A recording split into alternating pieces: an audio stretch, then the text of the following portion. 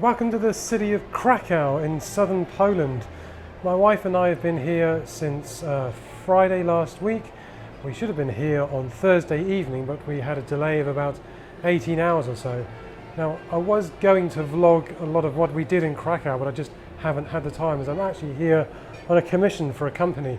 But I've actually finished what it is that I can do for them, so I'm going to show you now how it is that I do some of my day to night time lapse and give you a bit of an insight as to how I do them, so you can do them yourselves.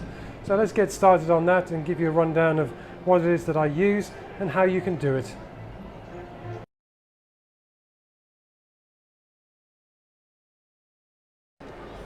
So what do you need to do a day to night cityscape time lapse? Well, obviously a city view, something like that. As you can see, the main square here in Krakow, and then a digital SLR or a camera where you're able to change the intervals, so your exposure intervals. So here I've got my Canon 6D, and I use the 6D because of the dynamic range of it. At the moment you can see there's no filtration on the front. I don't actually need any filtration. If I use a polarizer, which would really actually be quite nice on the sky right now, it will actually lengthen the exposure too much at the end of the time lapse, and I don't use any ND filters for exactly the same reason. On the front I've got a Canon 17-40 Canon L lens. Now I know a lot of people know that I use a tilt shift lens and might be thinking, why am I not using that? Very simple reason is I came here earlier on and noticed that I just didn't need it because the camera was pretty much level doing the scene that I wanted to. The next thing that you'll need to do your Holy Grail time lapse is an intervalometer, such as this one. This cost me in euros, 20 euros off of Amazon. It's just a cheap Far Eastern copy of the ones you can get from people like Canon and Nikon. And then I also use a specialist bit of equipment, which is the Promote Control. And what I do with this is I'm able to change the ISO, the f-stop and the shutter speed off camera without touching the camera, because of course as soon as I start touching the camera, then I'm going to introduce camera shake into my time lapse, which means I'm then going to have to do a lot more post-production on my video. I don't really want to be doing that. So in any case, let's get that time lapse started and give you a bit more of an insight as to what it is that I'm doing for this day to night time lapse in Krakow.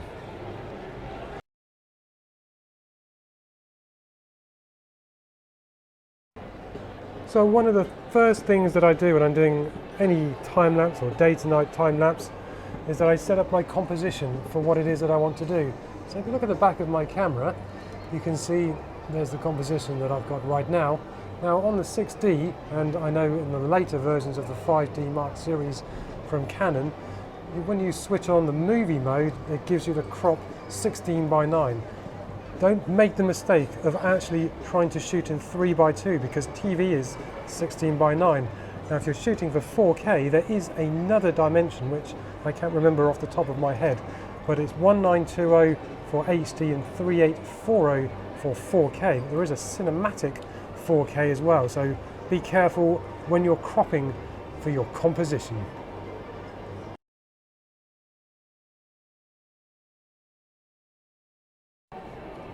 The next thing that I need to do when I'm doing my day-to-night time lapses is to think about what interval am I going to use. So on my intervalometer, you'll see on there, if I can get to it, it's just there, I've got at the moment an interval of 6 seconds. Now for doing day to night, I would recommend that as a good starter if you're doing a good 720 or so images from about 45 minutes to an hour before sunset to about half an hour or so afterwards. 6, 7 and upward seconds, that will give you enough of an interval to correctly change the exposure each time, or the f-stop or the shutter speed, to be able to do your day to night time lapse.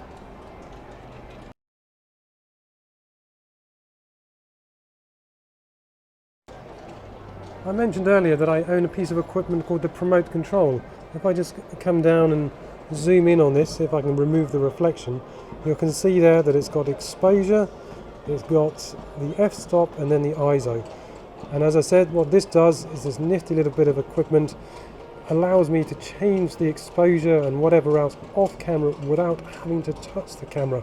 I used to have to touch the camera before I owned this, and I had to put a lot of effort into getting rid of any camera shake in between shots. So this thing does help. There are a lot of mobile phone apps as well that do this similar thing to the Promote Controlled. One of them is called Trigger Trap. I don't use them for the very simple reason that I need my phone to stop me getting bored for a good hour and a half, 2 hours when I'm doing day to night time lapse. And also if somebody calls me, it's going to run down the battery. So that's the Promote Control.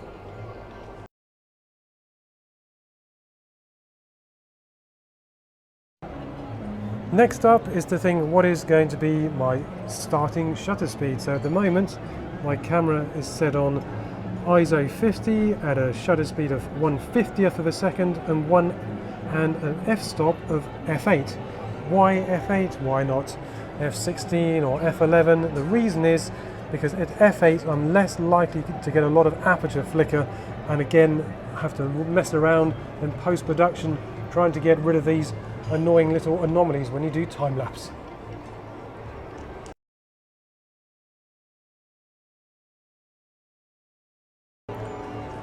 The next thing up is to make sure that you're focused on your scene. So at the moment you can see, you might be able to see that my camera is focused.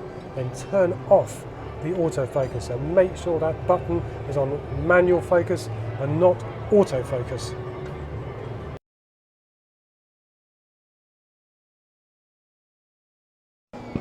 Now that my time lapse is off and running, what I do is I keep an eye on the histogram. So I enable the RGB histogram here, so I can keep an eye on each of the channels.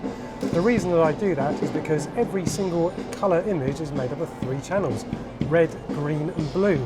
If all 3 channels are clipping, then I've got a problem. But if it's only one of them, for example in this case the blue channel is actually quite high at the moment from what I can see. There's a little bit of clipping on the red and the green isn't clipping at all. That says to me certainly no grads are needed in this particular instance. There's enough dynamic range on a Canon 6D to be able to cope with the scene in front of me. Any shadow detail I can probably pull up in Lightroom later on when I process it.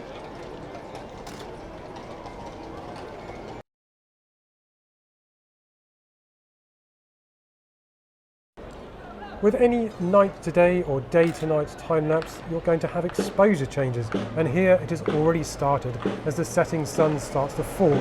Now if I go down to my camera, you may or may not be able to see that the histogram has already moved from across on the right hand side, and there's a small gap now forming on the highlight side. That means what I'm going to have to do is I'm going to have to lengthen the exposure. So I'm not going to touch the f-stop, I'm not going to touch the ISO, I'm only going to touch the shutter speed. So I'm going to lengthen the shutter speed from 1/40th of a second, from 1/50th of a second, sorry, to 1/40th of a second.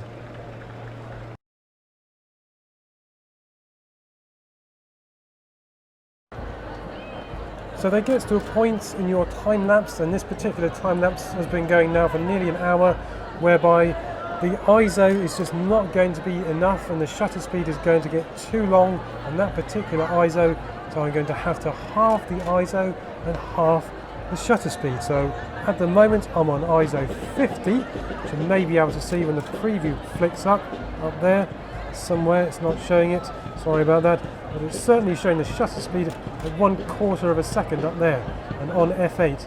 So what I'm going to do is use the Promote Control, and I think it's probably too dark to see what I'm going to change on here, but I've got the ISO that I'm going to change to 100 and the shutter speed to 1/8 of a second. And so what that's going to do is it's going to give me a bit more latitude with this shutter speed as it gets longer and longer as the light outside starts to begin to fall on this gorgeous city square.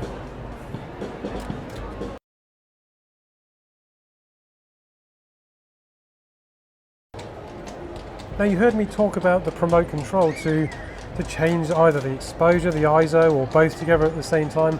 But what happens if you don't have that particular Promote Control to be able to do that?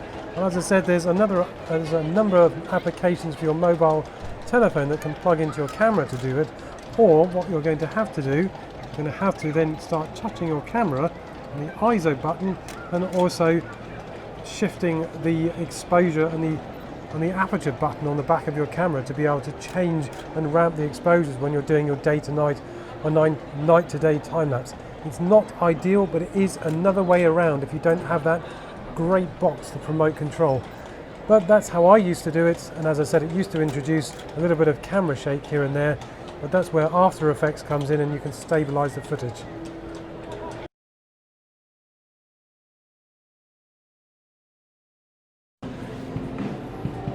The day to night time lapse is finished, and as you can hear in the square back there, it's getting pretty lively down there.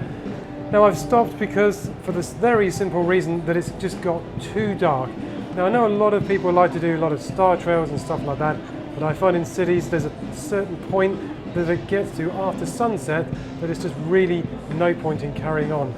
I personally find that that point is around 35 to 45 minutes after sunset, and then at that point I stopped the time lapse.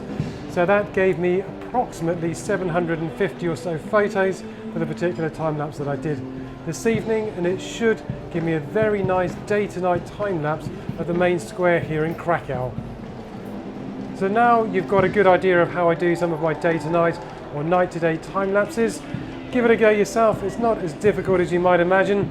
Just all you need is, as I said at the very beginning, your digital SLR, intervalometer. If you haven't got something like the Promote Control, you're going to have to change the ISO, aperture and shutter speed manually. That's not too much of a game changer. After that, you need something like LR time lapse to be able to do the smooth exposure ramping in software and then put it together in something such as, for example, QuickTime, which is an inexpensive way of creating HD and 4K time lapse. So as I said, hopefully you've enjoyed the tutorial. There's lots more like this to come over the coming weeks and months. As far as other things that are going on, I've got a trip to Mongolia coming up, hopefully Tuscany and the Dolomites at the end of the year, but we'll see.